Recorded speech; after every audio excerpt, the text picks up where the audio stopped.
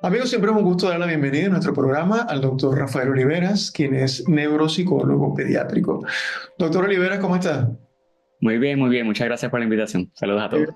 no, usted siempre tan amable en aceptar nuestra invitación, porque siempre los temas que nos trae son de gran interés y esto es precisamente el caso de hoy. Porque, doctor, queremos hablar en la línea, en algunos programas anteriores hemos venido conversando sobre el autismo. Pero mucho se ha hablado específicamente del tema de la alimentación en niños. Vamos a hablar de niños con autismo. Y bueno, empezando, ¿hay evidencia científica relacionando estos dos aspectos, nutrición y autismo? ¿O cómo podemos comenzar por ahí esta discusión? Bueno, de hecho, muchas personas asocian que de alguna manera el autismo, que dentro de los criterios diagnósticos no habla nada de alimentación, pero muchas personas asocian de que sí tiene que haber algún tipo de intervención relacionado con la alimentación y el autismo. ¿Por qué?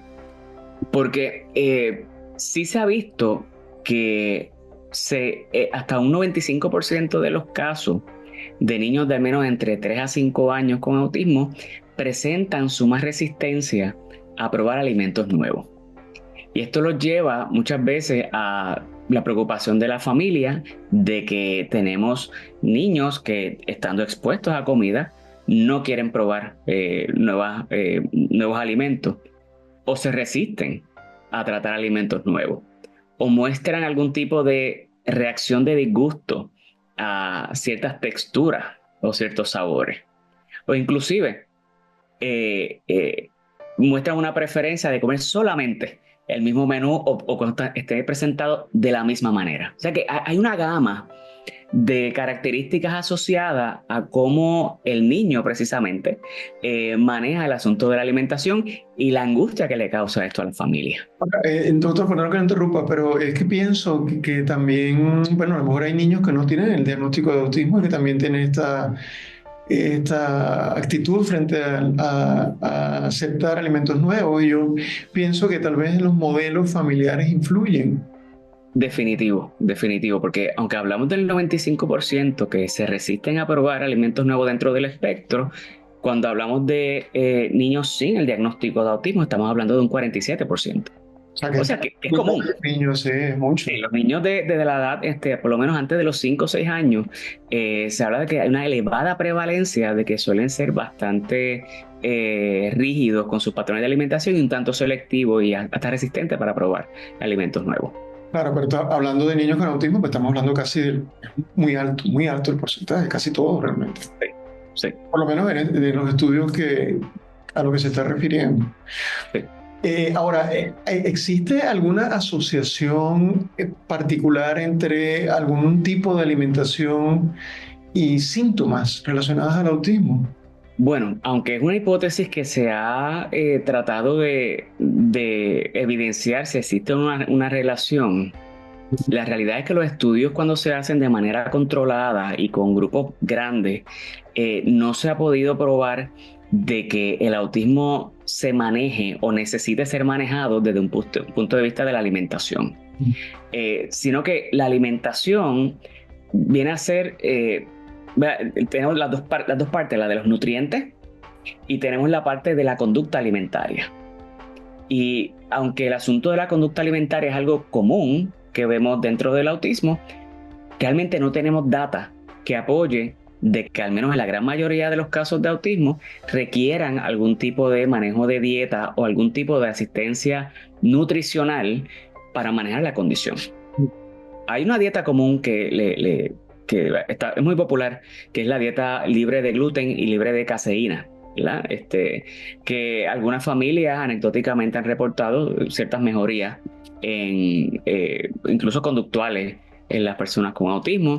Algunos estudios pequeños han dicho que cualitativamente o subjetivamente se han visto algunos cambios, pero la realidad es que cuando se hacen estudios bien controlados con placebo y control, realmente no se pierde esa diferencia.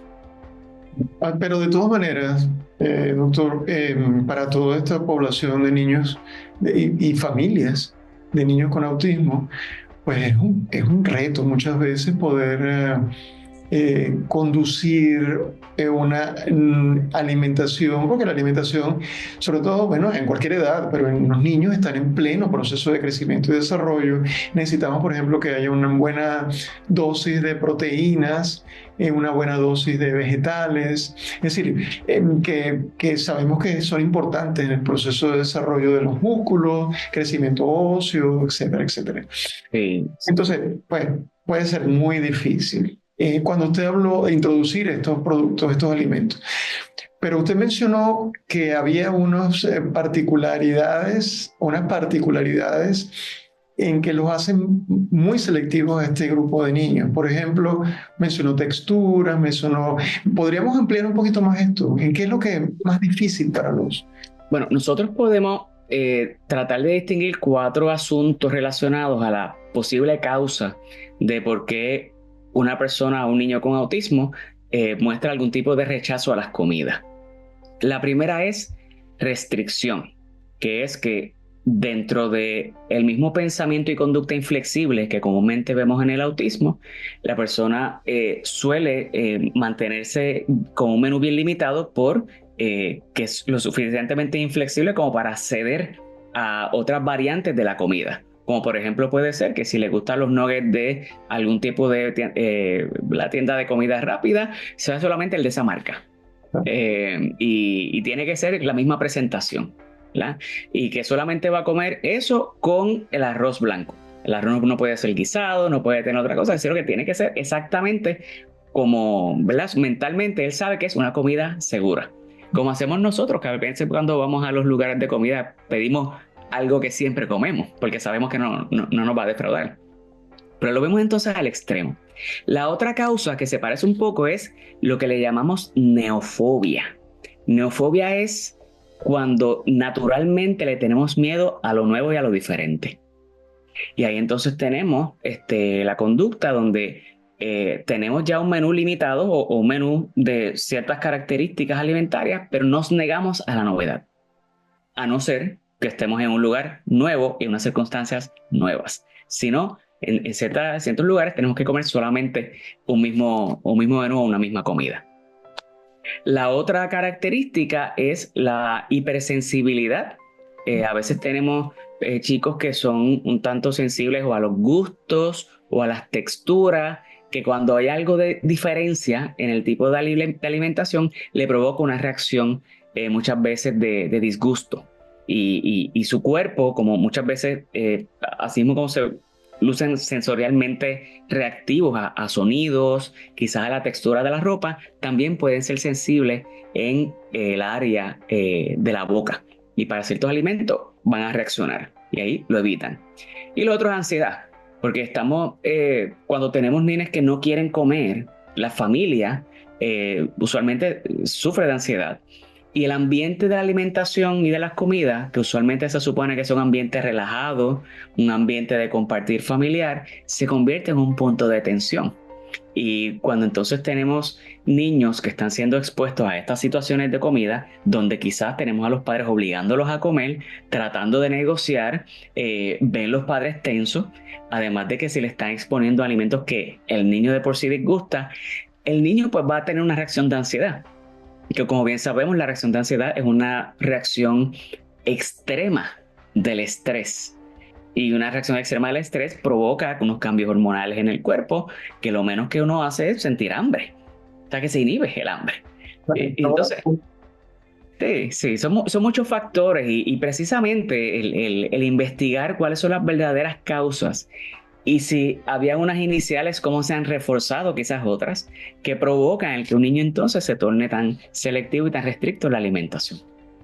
Ahora, doctor, esto es un problema muchas veces si estas familias eh, están, bueno, en el ambiente cotidiano de su casa o podría empeorar si están en un ambiente público, en un restaurante. ¿Cómo manejar? No sé si hay recomendaciones específicas para cada uno de esos cuatro tipos que mencionó o en general. ¿Qué hacer cuando un niño que sabemos que tiene el diagnóstico de autismo, tiene estas reacciones frente a ofrecerle alimentos nuevos? Sí, pues los casos hay que tomarlos, ¿verdad? Uno a uno. Yo no me atrevería a ser muy categórico con recomendaciones para cada una de ellas porque a veces tenemos combinación de ellas. Más bien nos toca en términos profesionales auscultar el historial para saber si alguna de estas conductas han sido reforzadas y ver cómo podemos entonces provocar la extinción desde el punto de vista conductual. Lo primero que uno establece, ya sea con el especialista en conducta, ya sea con especialistas en disfagia o terapia oromotora que tenemos disponible en Puerto Rico, lo primero que nos toca saber es, y combinación con obviamente un especialista en la salud, un gastroenterólogo y un nutricionista, eso es importantísimo. Necesitamos saber si el crecimiento va por donde debe ir. ¿Por qué? Porque hay niños que muestran tanta y tanta restricción y a veces teniendo pocas opciones cuando se tratan cosas nuevas o se le trata de disfrazar nutrientes dentro de la comida que ya aceptan, provoca más rechazo. Y rechazo de cosas que ya aceptaba. Y lo primero que entonces tenemos que mirar es que el peso y la estatura estén bien. De no estarlo, lo primero o la meta sería aumentar la cantidad calórica, que sería de lo poco que come, aumentarla. Aunque entendamos que de entrada no es lo más saludable. Pero necesitamos aumentar la cantidad calórica. Hay niños que la restricción es tan y tan severa que necesitan colocarse un tubo directamente al estómago para la alimentación. Sí, a ese nivel podemos llegar. Así que la dieta del hambre usualmente no funciona. Exacto. Eh, pero si el niño tiene unas percentilas adecuadas en términos de su crecimiento, ya entonces nos tocaría trabajar con lo que es la amplitud, ¿verdad? Aumentar el repertorio de la alimentación. Para ello, yo puedo compartir 10 mandamientos a la hora de fomentar la provisión de alimentos con niños con autismo. Primero, de que haya siempre disponibilidad de comida y merienda a modo de rutina, que sean lo más exacto posible en términos de los momentos del día en que el niño recibe la alimentación. Segundo, el lugar donde el niño va a comer tiene que ser un lugar cómodo, donde haya apoyo ergonómico, donde el asiento sea cómodo y él esté listo para realizar ese tipo de conducta que es la alimentación. El ambiente debe ser uno calmado.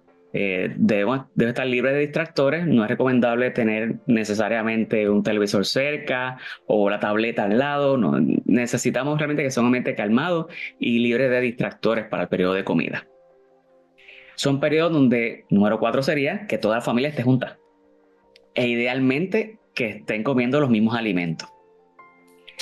5 sería promover que los niños se involucren en la selección y la preparación, aunque no lo coman, pero que se relacionen directamente con la comida. Yo sé que hay veces que tenemos la crianza de que con la comida no se juega, así nos decían. Pero en este caso hay que dejar que jueguen con la comida, ¿verdad? Por lo menos la exposición a las texturas. Y si cuentan con la destreza motor fina, puedes estimularlo de esa manera. La número 6 es la regla de 3. Siempre vamos a proveer 3 opciones de alimento a la vez, cuando sean las comidas, no las meriendas, las comidas. Y se deben presentar en platos apartes. De las 3, al menos 1 o 2 que sean cosas que ya el niño acepta, y la tercera sea el elemento novedoso. Usualmente algo parecido a lo que ella acepta, pero diferente. Y se le pone en platos separados para evitar la contaminación, que eso provocaría restricción. Espera que el niño pruebe ese tercer plato. En algún momento. Aquí lo que va a mandar es la consistencia. Muchas veces ese plato de momento no se va a consumir, pero hay que seguirlo exponiendo. Hay que evitar, este es el mandamiento número 7, evitar que si el niño no come o decide no comer o rechaza la comida, evitar que aparezca la opción otra opción que él acepte. Porque significa chantaje. Y él puede aprender de que si rechazo aparece lo que quiero. Eso significa que probablemente no come ese día ese mismo. Por ese periodo, pero como hay 6 momentos del día, sabemos que no va a haber problema. Sí. Entonces, también hay que limitar el tiempo de la comida, tener a un niño 1 hora esperando que coma un bocado, ¿no? Típicamente lo que el niño va a comer se lo come en los primeros 15-20 minutos. Después de 20 minutos, la comida se retira. ¿Ok? Ese era el número 8. Y el número 9 sería que el niño abandone la mesa solamente cuando ya haya terminado de comer. No necesariamente que haya terminado con los platos.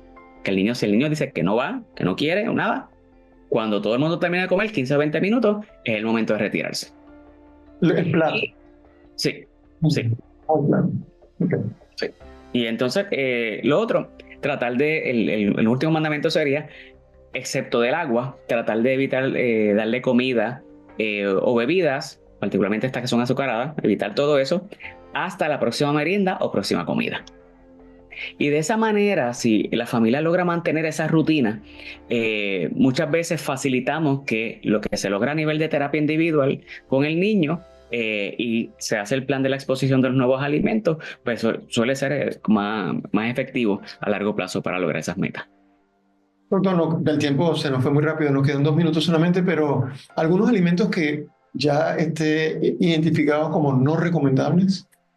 Bueno, no nos gustan los colorantes, no nos gustan los preservativos, no nos gustan los alimentos cargados en azúcares. Realmente no nos gusta, no es bueno para nadie. Exacto, para nadie. Pero cuando tenemos un niño muy restricto con la alimentación, tenemos que jugar un tanto con ellos para ver cómo combinamos, ¿verdad? Dependiendo cuáles son las metas, si es aumentar la cantidad calórica o si es entonces la expansión del repertorio de alimentación. Interesante el comentario sobre evaluar cuán nutrido realmente está el niño, ¿no? Porque a veces son tan selectivos, como usted mencionó, pero están muy bien en términos de su percentila de altura y peso. Así que entonces, pues, tal vez no, la emergencia como tal a ese nivel de crecimiento y desarrollo, pues no está presente.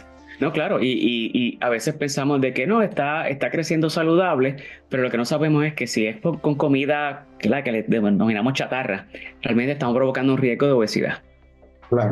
que suele ser un problema común también en el autismo. Así Sí. que, sí, hay muchos factores que nos toca evaluar y trabajar en equipo, sobre todo en equipo colaborativo. Claro, qué interesante eso que dice, por último, doctor, la asociación o digamos el porcentaje elevado de niños con autismo que son obesos. Ujú, sí, Me parece muy interesante y quizás tiene que ver con todo lo que estamos conversando ahora. Uno pensaría si son tan selectivos que no están comiendo mucho, pero el problema es selectivo a qué alimentos que no necesariamente son nutrientes y lo que hacen es que prevalece precisamente los factores de grasas que no nos ayudan precisamente para mantener un peso saludable y adecuado. Así así que es. está complicado.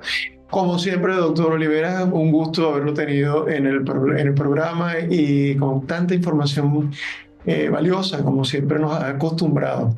Gracias. Bueno, Muchísimas gracias. Hasta una próxima ocasión. yo creo que sí, muchas gracias.